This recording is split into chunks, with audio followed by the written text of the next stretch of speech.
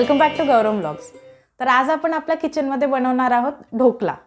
तर एकदम बाहेरसारखा ऑथेंटिक ढोकला आपल्या घरी यासाठी नाही बनत कारण आपलं एकच चुकते प्रमाण। तर आज एक्झॅक्ट प्रपोर्शन सोबत परफेक्ट ढोकला कसा बनवायचा हे मी तुम्हाला सांगणार आहे। व्हिडिओ शेवटपर्यंत नक्की बघा। तर आता ढोकला बॅटर बनवण्याकरिता बेसन आणि रव्याचं किती प्रमाण हवं असेल ते मी तुम्हाला सांगते। हे इथे मी 1 वाटी बेसन घेऊन घेते आणि त्यासोबत त्याच वाटीने बरोबर मोजून अर्धा वाटी रवा घ्यायचा आहे। आता रवा आणि बेसन टाकल्यावर आपल्याला याला खूप चांगल्याने मिक्स करून घ्यायचं आहे। आता यामध्ये मी 1 चमचा साखर टाकणार आहे आणि अर्धा लिंबू। त्यानंतर आपण यामध्ये टाकू अर्धा चमचा हिंग, चवीनुसार मीठ आणि हे पेस्ट यामध्ये मी हिरव्या मिरच्या, अद्रक आणि लसूण हे बारीक करून घेतलाय। हे अर्धा चमचा हा पेस्ट। त्यावरतून आपण यामध्ये 2 चमचा तेल टाकून घेऊ आणि यानंतर आपल्याला यामध्ये थोडं पाणी टाकत याला चांगल्याने मिक्स करून घेऊ। आणि एकदा याला चांगल्याने मिक्स करून घेतल्यावर आपण यामध्ये पूर्ण 1 पॅकेट इनो टाकून घेऊ आणि परत याला एकाच डायरेक्शनमध्ये मिक्स करून घ्यायचं आहे।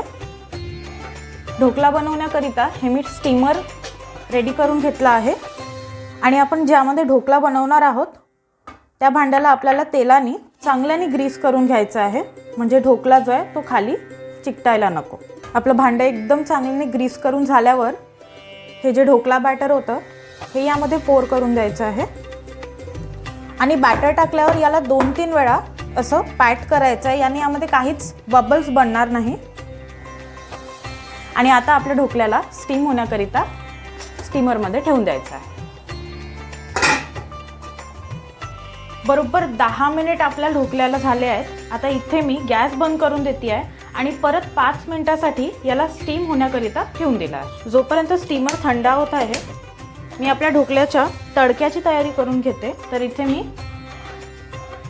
तडका पॅनमध्ये थोडंसं तेल घेऊन घेतलं आहे। तर एकदा तेल खूप चांगल्याने गरम झालं की मग यामध्ये मी हे स्लिट केलेल्या मिरच्या आहेत या तळून घेईन अगोदर आणि आता याच तेलामध्ये मोहरीचे दाणे टाकायचे आणि एकदा मोहरी चांगल्याने तडकताना दिसली की मग यामध्ये कढीपत्ता टाकू।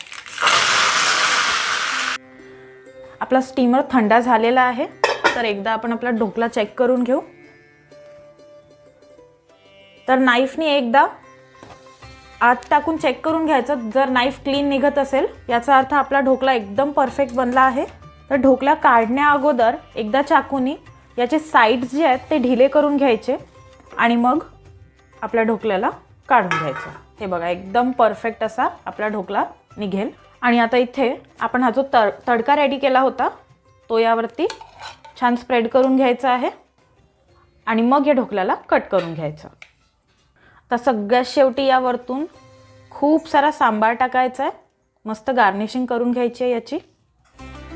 आणि आता मी तुम्हाला एक ढोकल्याचा पीस उचलून दाखवते किती परफेक्ट आणि स्पॉन्जी झालेला आहे। हे बघा एकदम मस्त परफेक्ट असा हा ढोकला झाला आहे।